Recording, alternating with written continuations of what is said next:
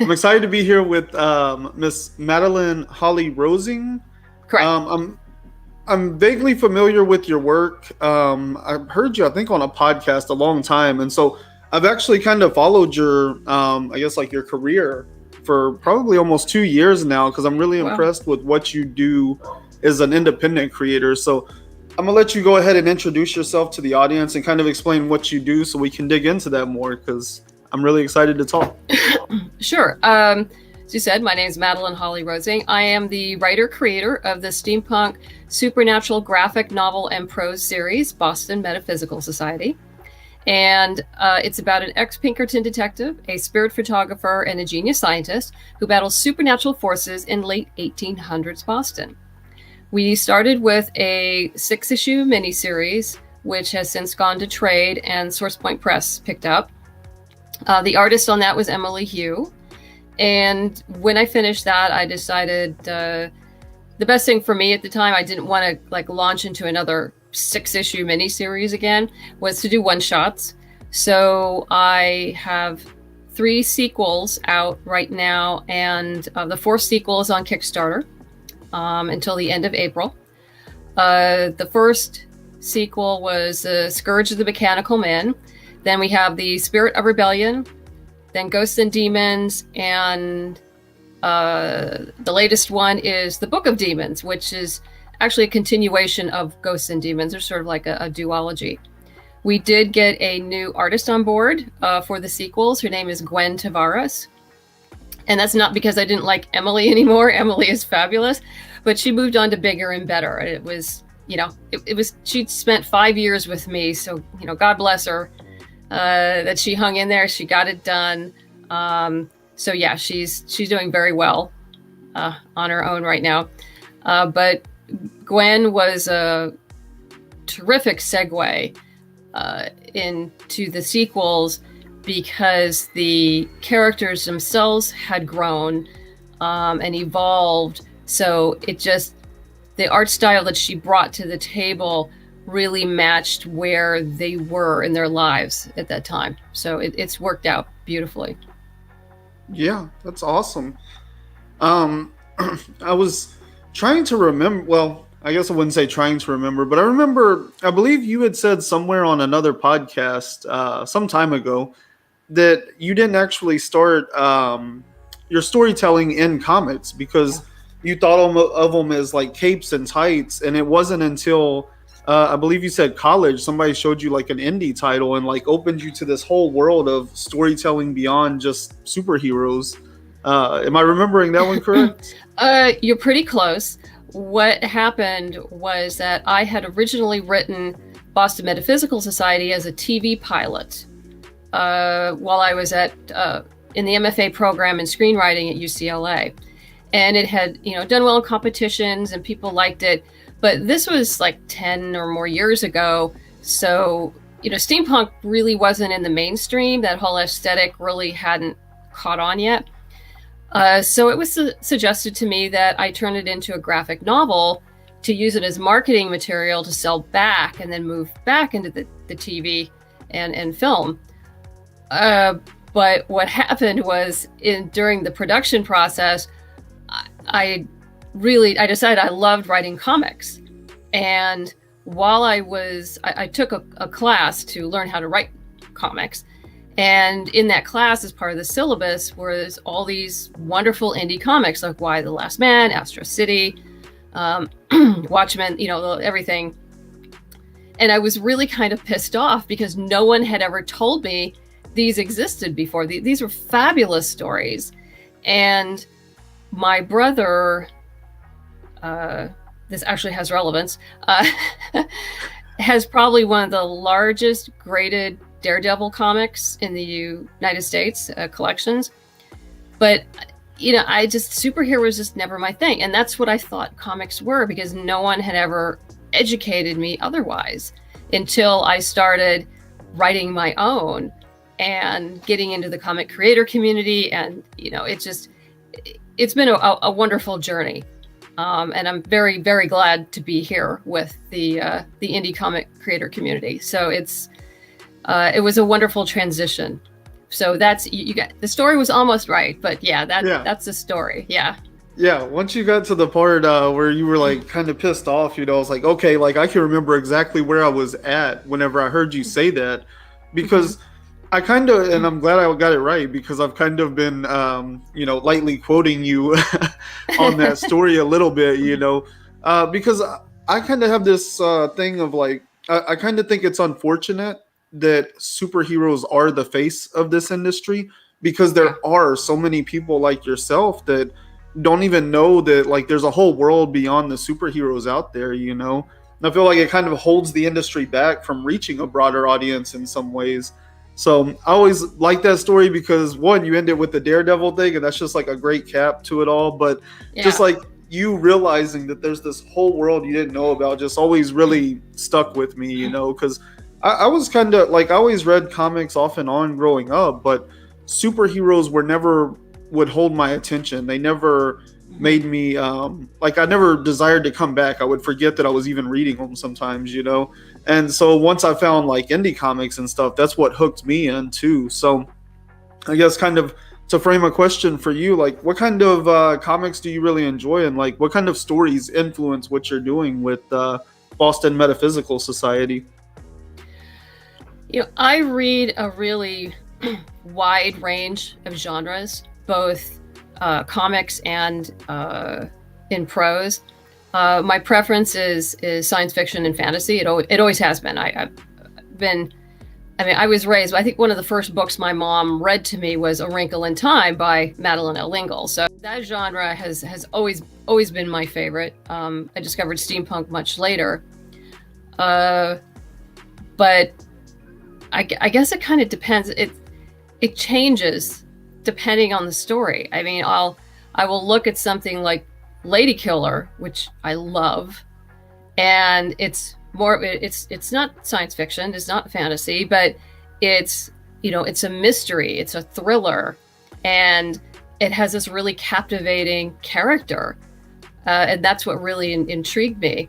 But then yet I'll go to something like Ascender and Descender, which is pure sci-fi, Yeah. and and absolutely love the characters in there, and then the art is exceptional, and often I'll study that art, how that story is told visually, and then I'll move into something like Monstrous, which is almost like the equivalent of reading a novel within a graphic novel. And I'm not talking because it's word or dialogue heavy. It's just there's so much in the art and there's so much subtext that you actually need to read it a couple times or more before you capture anything. And even sometimes that Monsters kind of goes like a little out on weirdness and left field every once in a while. So I have to go like, okay, this is getting a little weird for me. I'm not sure what's going on, but you dive dive into it, and you're lost in that world. So I read a lot of different things that influence different parts of the process, from writing to visualizing the art, to so I can express myself better to my artist. And as you probably know, working with an artist, you develop a shorthand, over time. And it's like with Gwen, I just remember when we started putting ghosts into it, and I said, we need like some glowy stuff around, because she does the coloring as well. So we need some glowy stuff so we know the reader knows it's a ghost and not just this person with half a body hanging in the air. So that kind of being our go-to, that whenever we need this kind of visualization, I'll just like, can you put in some of that glowy stuff? And she knows it's a shorthand that she knows exactly what I'm talking about. And, it's like an inside joke, like you don't have to say it all for it to be work, Yeah, just like that we need that glowy stuff there. You know what I'm talking. And she knows what I'm talking about.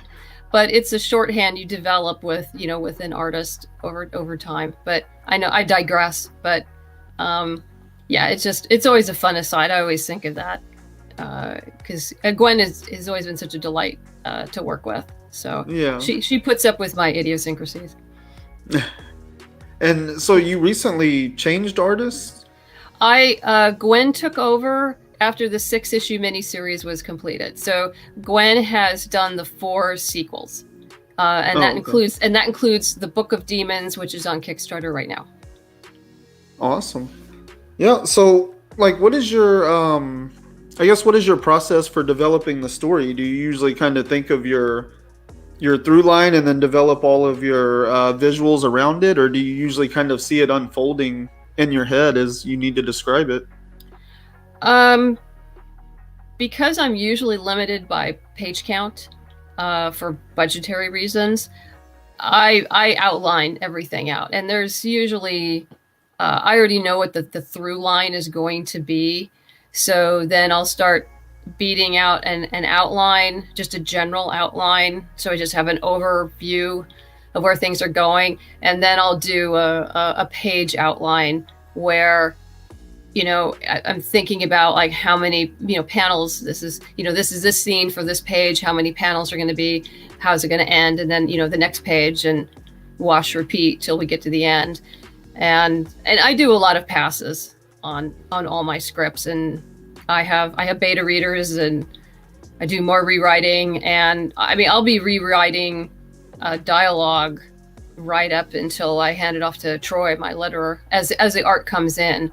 I'll be reviewing the art, making sure anything that needs to be added or corrected, and if I decide that okay, this panel really isn't big enough for what I had in mind, but I don't want to ruin her art. I like her art. I want that to stay. I want people to see it. Then I'll rewrite. I'll move things around. So everything that Gwen has done does not go to waste. That's awesome. Yeah, that's very thoughtful of you. So how did you get into, because I think one of the other like really interesting things about following you is that you're such a Kickstarter success, like you kind of proved that there is a market there because you've been doing Kickstarter for quite a while, and it seems like you're very successful off of each of those. So I guess, like, how did you get into the Kickstarter world? How did you even know to go there to start publishing? Well, this will be my 9th Kickstarter, and just as an aside, Charlie Stickney, who does White Ash over at Scout Comics, I recently saw him post. He was nice enough to repost about the Kickstarter, mention that get on one of the longest running comics on Kickstarter, and I went like, wait, what? Oh my God, he's right. We are one of the I had no idea. It never even occurred to me until he said that, and I'm sure he's right. There's probably a few others, but the very first Kickstarter we did failed, like many do. Yeah. And the idea, we had already produced the first 3 issues of the 6-issue miniseries. And so I had decided, okay, we've got 3 done. Let's do a Kickstarter because all these other people are doing it. We just saw it. It just was part of the community and the environment that people are going to Kickstarter to help them finish their work or to print it or do something. And so I thought, okay, let's get enough money so we can finish the next 3 issues, put it into a big, beautiful trade, and there we go. I was a little naive at the time, and just didn't know enough about the process, even though at the time I thought I did, but I was incorrect. But we did well enough that it told me, because no one knew who we were and we just came out of nowhere, but we still, even though we didn't make our goal, we still had over 200 backers and over $7,000 was pledged. And I thought, okay, well, this tells me that there are people willing to come on board. So let's break it down into smaller bits. And so then we just started doing it issue by issue until we finished, and then we went to trade and continued on like that. And that was successful. But in the meantime, continue building email lists, either through cons or through Kickstarters, or later on I was doing, viral email builders, and, lots of other things. But it was important to get that, that critical, hone that email list down to people who you were, 99% sure were gonna back the project.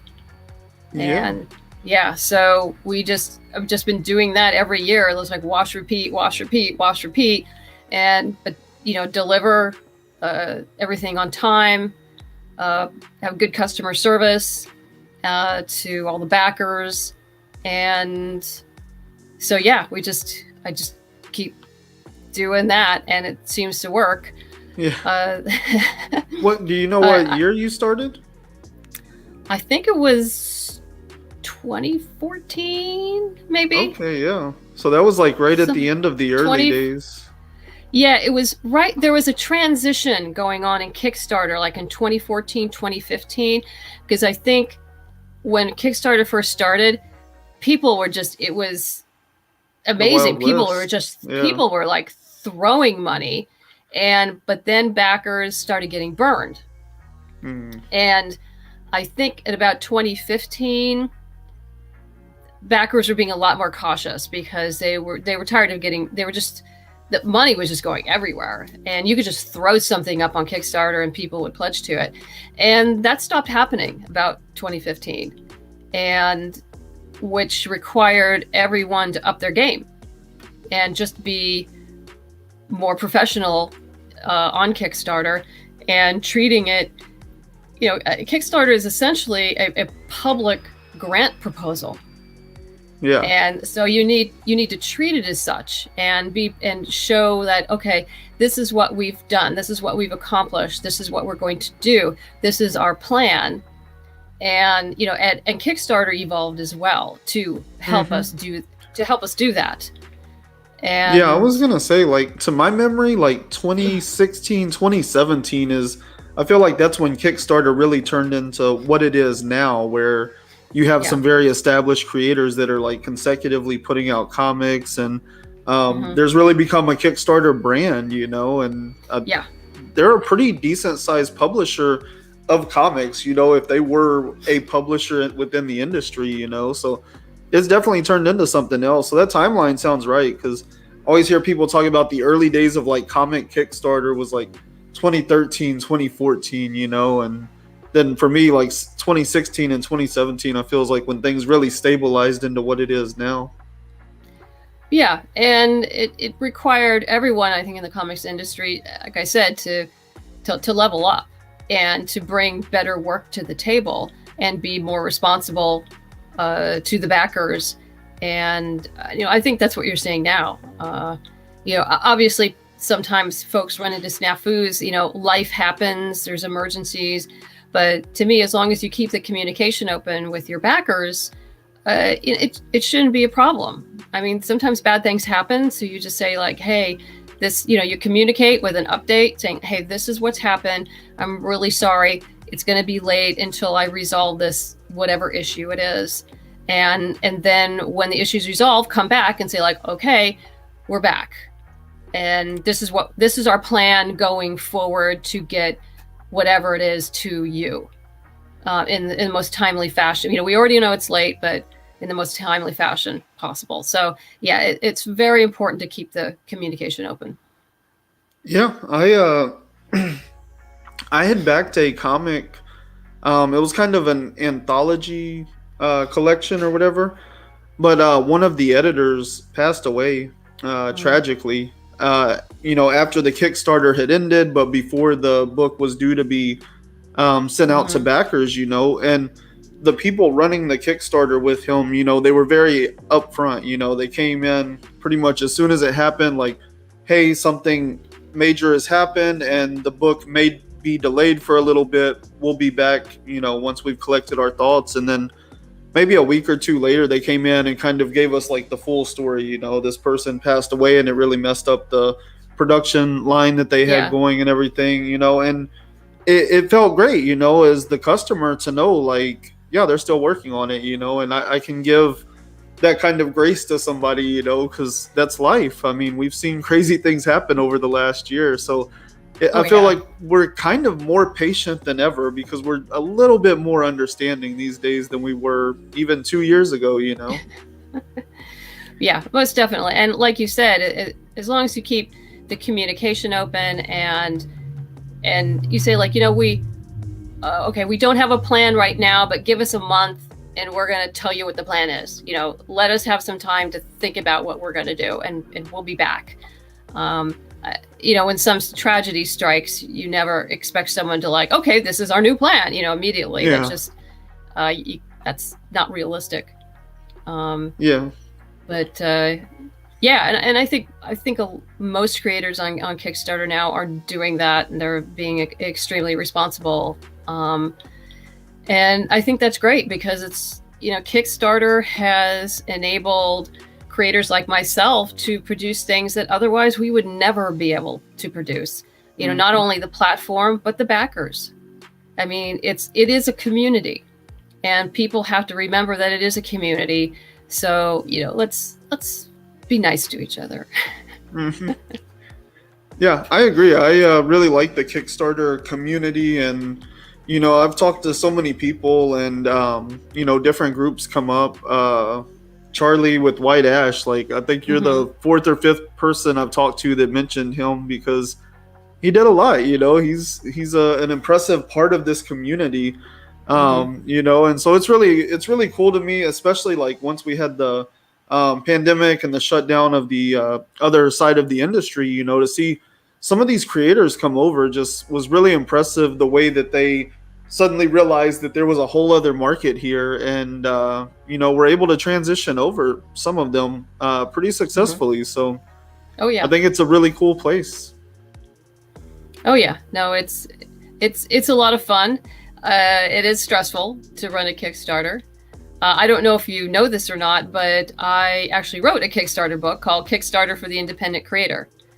The second edition came out in 2017. It has a green cover, but I do update it every year after about a month or two after my Kickstarter. So if you know, you'll see in the introduction, I'll have a little thing like, you know, updated and whatever the date is, because, you know, Kickstarter and shipping and everything is a constantly evolving process, and things that were happening last year may not be relevant this year.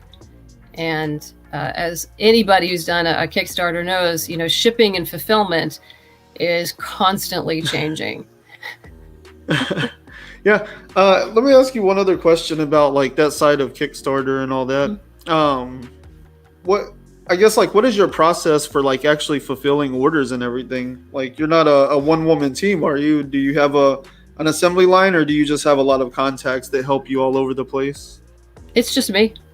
It's just you? It's just me. Yeah. No way. Yeah. You do all of the fulfillment and everything? Yeah. Wow. Yeah, I use BackerKit when I send out the surveys, when I know the books are being shipped to me, so I have a rough ETA, I'll start sending out surveys with BackerKit. And yeah, occasionally my husband will help with packing the larger tiers, where we have like the all books package or the everything package, because those go in actual boxes. Yeah. Because of the number of books, and you've got pins and prints and all sorts of fun stuff. So and he's like the super packer, so nothing moves in that thing. So we're like pulling out everything to, you know, make everything really tight so nothing gets damaged. So yeah, he'll help me with that. But no, the actual going through of the list of what people want, it's like one by one by one by one. It takes me about 2 weeks to get it all out to everybody. And yeah, those are long days. Yeah, I can imagine. Because I mean, like I said, like pretty early on, you know, your Kickstarters are nothing to scoff at. Like, you're putting up good numbers, and you're doing Yeah. it so consistently. I never would have imagined there was just like one lady pulling her hair out, packaging a bunch of stuff. Yeah, it's just what I hit first, it just kind of depends and what package material is. I was waiting for packaging material to come in and getting everything organized. But yeah, it's just been me. And in fact, that's what I tell people. So like, okay, I've got most of the surveys in, I'm starting to ship, but be patient because it's just me. And I usually manage to get about 40 to 50 packages out per day. And I think last time I must have sent out over 500 different types of packages, because it's different packaging. Yeah, it's different packaging. Like the pins. Let's see, hopefully that won't fall over. Like the pins, people who get the pin, the full set of the pins, which are all kind of messed up in here right now. This gets wrapped into its own. If they're just getting like domestically the book, this is not going to fit in the book thing. It'll be destroyed. So the book will go into a different package, and this will go into another box, which is wrapped and put inside, and then wrapped and labeled to go. So nothing gets crushed. But yeah, no, everything has its own thing. Wow, that's so impressive. And how many of these do you do a year? I normally just do one, because just one a year. Just one a year, because that's all my brain can handle, and time, because it eats up a bunch of my creative time. This year I'll actually be doing 2, but there are 2 very different projects. I'm in pre-production for audio drama. I've written an 8-episode Boston Metaphysical audio drama, brand new story set in the early days of the team, and I'll be running a Kickstarter for that in the fall. So that will also include the books as well. But the primary things that are going to be going out the door is, obviously there'll be a download for the series, but I found some cool flash drives to upload it on, and also CDs if people want the actual CDs, because we already have the cover art. But cool. Yeah, we're actually the production team and I are meeting Wednesday to talk. Actually Sunday we are doing the callbacks for the leads. So hopefully in the next 2 weeks I'll be announcing through Kickstarter who our leads of Samuel, Caitlin, and Granville are going to be for the voice actors. We got some really great actors who applied for this, and so it's going to be so tough. They're so good. That's awesome. What got you into audio dramas? Why'd you decide to go that route? I blame that all on the lady I hired as my script editor. Her name's Eddie Louise. She is a writer, producer, director. She and her husband spent 6 years producing their own audio drama called Sage and Savant. It is a time travel, steampunk, really fun audio drama. And she and I became friends because we had done cons together. And at the Nebula conference, she sat me down. She goes, "You need to do an audio drama. There has to be a Boston Metaphysical audio drama." I'm like, okay, I'll do that, but I'm going to need help because I don't have a clue. So fortunately, she and her husband, they're veteran audio dramatists. Her husband was a sound engineer and the composer. I hired both of them. They are my production team. And we're having a blast doing this. And hopefully, we'll be sending out casting notices for supporting actors probably in a couple weeks. And that will also include the character of Thomas Edison. So that'll be fun. And I'm hoping to start recording in May. So Awesome. so Chip can start doing his magic as a sound engineer and making all this happen. So I'm looking right now at an October launch date for that. That's awesome. Yeah, that's something that's I feel like it's been kind of coming around lately. Maybe it's just finally reached me, but I've been hearing about a lot of these like audio dramas, and Hmm. there's some podcasts that have been coming out that are like the scripted dramas and stuff, Yeah. and so it seems like that's a frontier that's just now really starting to open, I guess, because I've been hearing about it from a lot of like Hollywood types and stuff now too. Yeah, well, it was obviously very popular before TV. I mean, Yeah. people used to listen to audio dramas all the time on the radio, and mine is very reminiscent of that. And I think it became more popular because of the pandemic. One, actors couldn't find work, on regular, sound stages, Yeah. and so doing remote voiceover was a way to make a living, and I think people just started becoming enchanted with it again. And I think Hollywood is probably looking at it because it's a cheap way to produce a proof of concept, to prove that something works Yeah. without spending a lot of money.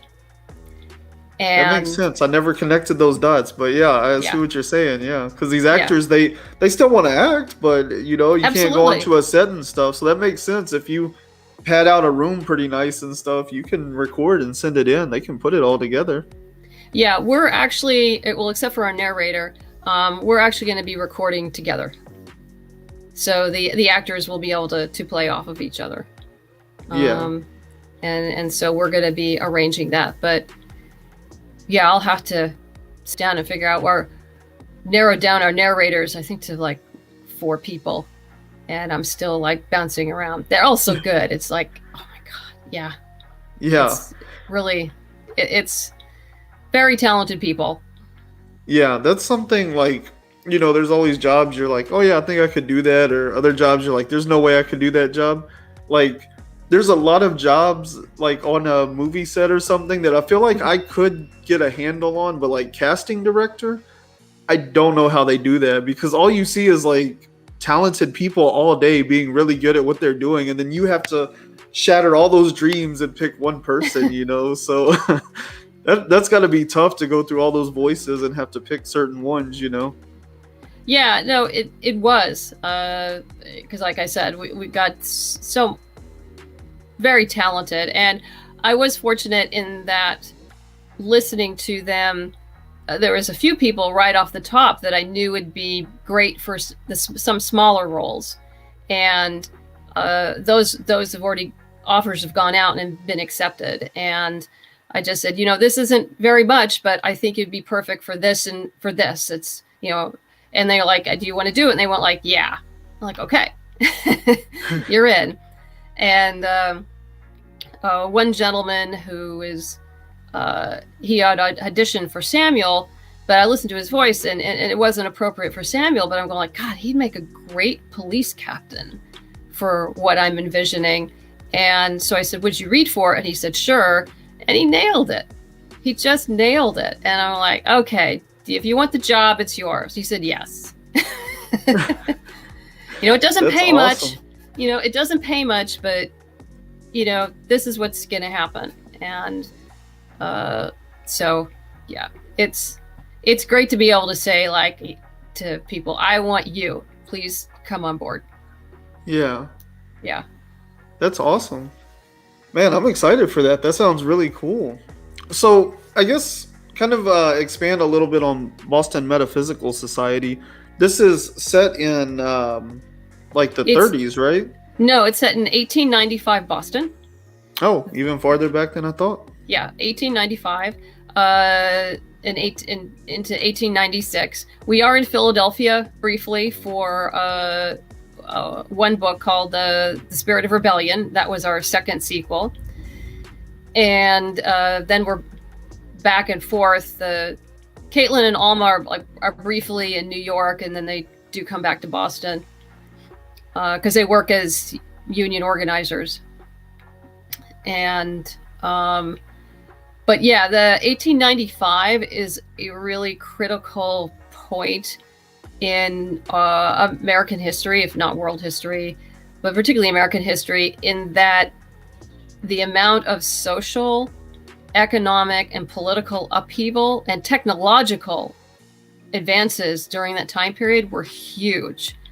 So that means lots of conflict, because it's old versus new, and change versus not, status quo.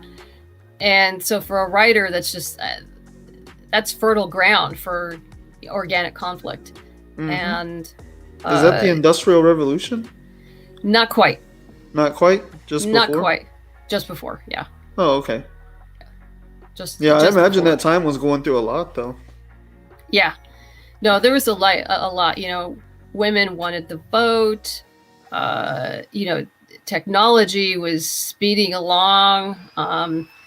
Tesla was alive. Edison was alive. I mean, it was just a lot of changes. A lot of changes going on. So it's been a lot of fun to play in that time period. And so the inspiration for the story, was that just the time period itself being so ripe for storytelling, or was there something else that really inspired it all? It's a combination of my love of X-Files and like Torchwood, and what it would be like to have someone like a Mulder and Scully but set in 1895. And while I was at UCLA Film School, I had written a biopic about a Scottish American woman who came to this country pregnant, abandoned by her husband, and got a job in the house of the director of the Harvard Observatory. He eventually hired her to work as what was known back then as a female computer. There were number crunchers, and she eventually, her name was Mina Fleming, and she eventually discovered over 10,000 stars and developed a new stellar classification system. This is called Stargazer. I wrote it for a fellowship program. It actually won the fellowship. But, if you look back at that, it's because of the research. It's set in Boston, 1895, Scottish American woman. Obviously all the roots of Boston Metaphysical came from the research done for that particular script. And it was very interesting. So I just I moved all that and added the genre stuff that I personally like to it.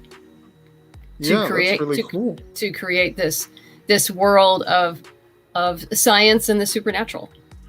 Sometimes working together. Yeah, that's really cool. So you have what are your characters? They're investigating like the paranormal, right? Correct. Okay. Yeah, and they do that with technology and stuff, or? Yes, they. It's a combination of Samuel is an ex-Pinkerton detective, so he has detective skills, because sometimes what people think are the paranormal, he realizes it's not paranormal at all. That it's, some human just trying to make it look like it's a paranormal to get whatever they want. So yeah, he is the detective side. Granville Woods, who I may or may not have mentioned, is an actual historical figure. He's an African-American scientist who lived during that time period. I found him in my research and made him part of the team. And Caitlin is a medium and spirit photographer. So she's like the supernatural part of the team. And, you can think of Samuel as operating from his experiences as being an actual detective and his gut feeling about things. Granville brings his scientific expertise.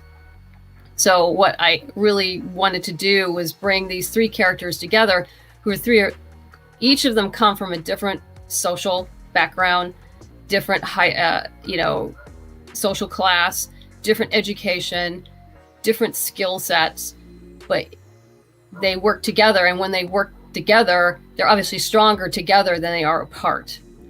And that's the kind of theme that runs throughout pretty much all my work, that you can take a diverse group of people who, once they work together, each of their strengths and weaknesses balance each other out to make a stronger whole. That's awesome. Yeah, that sounds great. So you have I mean, it almost makes me think of like a steampunk version of like those ghost hunter shows. Yeah. Like that meets Scooby Doo, but all like steampunk instead of like modern technology. sounds It sounds like a lot of fun. Yeah, there's definitely some technology in there because Granville brings that in, and you'll see that. Yeah, it's the stories themselves are character driven, not gadget driven. There will always be gadgets and fun gadgets because it's just an organic part of the world, but it's not what defines them. Yeah, that's awesome. And so, like, I guess, like, is there an ongoing story, or is like each of these kind of like episodic? I guess kind of individually written and wrapped. The original 6-issue miniseries, each issue is episodic, but it had an overarching storyline, with the big bad, and that wasn't resolved until issue 6. The sequels are essentially one shots, but they are linked together, and they are episodic. So you will have a complete story in each one, but each subsequent story enriches the next. Yeah. And that's the same thing. Same thing with the novels. I never repeat a story. I don't do a novelization of something I've already written. I'll never do that because that's just, to me, it's boring. I'm not going to do that. Yeah. There's always going to be a new story in some format, whether it be an audio drama or prose or short story or graphic novel. It'll be a new story, but it does move. All the characters do change throughout each of the stories, but you can enjoy them on your own if you like. That's really cool. So there's kind of a Boston metaphysical universe here where there's a lot of rich content being kind of developed as things expand, Yeah, it's a huge universe. So yeah, because you mentioned it's not all in Boston, right? Like 2 of them take place somewhere else. Let's see. Spirit of Rebellion takes place in Philadelphia. The entire issue takes place in Philadelphia. The other 2, they're briefly in New York, and then they come back to Boston. That's cool. The Storm of Secrets, which is the prequel novel to the graphic novel, that takes place entirely in Boston. Oh, okay. Yeah, that's really cool. It sounds like you have a lot of ideas for these characters and you really enjoy writing them. Are there other characters outside of this that you write? Are there other comics you have, or is this kind of your center point? This is definitely my center point.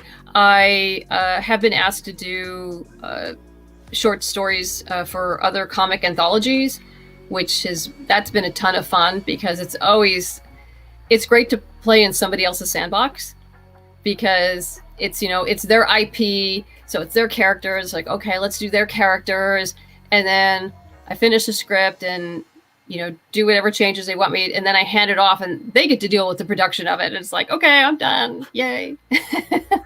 Yeah, but it's fun because Boston Metaphysical tends to be dark.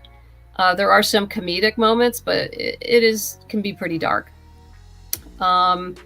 So in the short stories I do for other people's IP, I like to exercise my comedic chops, and that's a lot of fun. So I get to use that part of my brain, for a change. So I always enjoy that, and I'm always flattered when people ask me to will you write something for I'm like, yeah, no doubt. Yeah, if I have time, yes, I would love to. And so, I mean, I don't want to take you away from Boston Metaphysical, but I guess what are your kind of aspirations? Is it just the Kickstarter here? Is it everything you want to do? Or, I mean, you have this film background, you're working on this audio production. Is there more Madeleine out there that we're still waiting to get? Probably yes. I tend to take things, one step at a time, and I don't rush anything anymore. In the early days when we were just starting all this, I was like, oh, I have to find a publisher. I have to find I was like, oh, all anxious about that. And, and it didn't happen then. I was like, okay, fine, whatever. I'm just going to keep going. And then when SourcePoint came along, it was a really good fit. And it was the right time. And it was the right fit. And for all of these projects I'm doing, if it gets taken to another level, I'm more than willing to take the time to find the right partner and to find the right fit. So I'm not in any rush. All these projects I've started will get finished, never as quickly as I would like or other people would like, but it will get done. That isn't even talking about the trilogy, the novel trilogy I'm writing as well. The first book is done, and the outline for the second is done. So when this Kickstarter is over, that's what I'm going back to start back on that again. But yeah, I have other styles of other different IP and other stories that are always on the back burner, but it's a matter of time. And time management, and right now Boston Metaphysical is the one that helps me pay the bills. So, and to keep going, and people want me to keep going apparently. So that's pretty awesome, and it's been so much fun, and I'm so grateful to the backers who have come aboard and supported me all these years, and so we can keep producing more. And yeah, I'll keep producing more. Yeah. I guess this is kind of a cliche question that I hear a lot, but I'll make it my final question to you. Like, is there an established IP that you would write if somebody brought it to you, like from one of the bigger companies out there? Is there like some IP that you would really like to just tell a story with?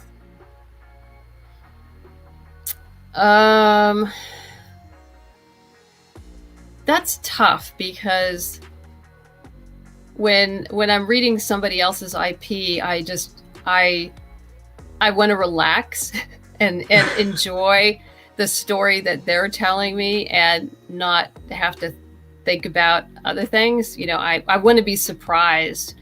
And so I would say right now, probably not. But I do enjoy so many other writers and creators out there that I look forward when I'm taking my time off to be able to sit down and relax and enjoy their stories. There you go. That's perfectly acceptable. I mean, you are doing some incredible work, like I said before. I know you because of your Kickstarter legacy, I didn't even know you wrote a book about publishing on Kickstarter, so that's really cool. And just knowing like how beloved your series is, and like you said, people want you to keep on. So I think it's great that you really know these characters, and this is a world that you enjoy building more and more on. It sounds like you have a lot of plans to just keep growing in, so that's phenomenal. Who needs more? Yeah, my plate's pretty full. Once I finish the trilogy, there's definitely a very different character in a very different. It's a science fiction. It's actually science fiction comedy, and I just, thought her up, and I went like, yeah, I have to do more of her. I think that will be a lot of fun. Awesome. So I guess let's wrap this up by telling everybody where you're at as far as your campaign, what they can do to help support you and keep you going, and where they can find all of your content and everything. Well, we are on Kickstarter right now. We are fully funded, and I think we're up to our 5th stretch goal. We're working on our 5th stretch goal, which means that if you pledge to a $10 and above to a physical reward, You'll be getting 2 fabulous pinups, one by Roberta Ingranata, who's working on Doctor Who at Titan Comics right now, and Ashley Woods, who did Niobe and Bitterroot, I believe. And also, we have, what's new this time is that I have magnets of the Boston Metaphysical logo, which is a steampunk owl, and our new lapel pin, which is a plague doctor. So I've got those as magnets. And if you've pledged to any reward, you'll be getting so far an additional 12 digital comics from other indie creators. And we're coming up on, when we finish this stretch goal, that will add another 6, so you'll be getting 18. And I do have some more stretch goals on the back burner.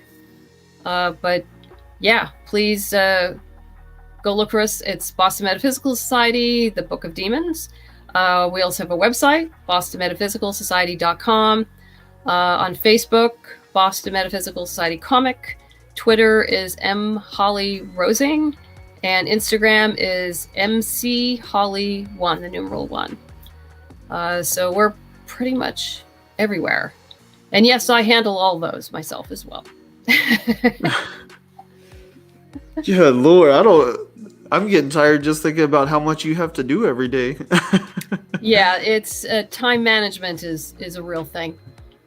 Wow. Yeah. Well, that's really impressive, and it's been a pleasure talking to you. I mean, I first heard you, I think, 2 years ago, maybe a little bit more, and I've always been impressed by what you're doing. So thank you for coming and talking to me.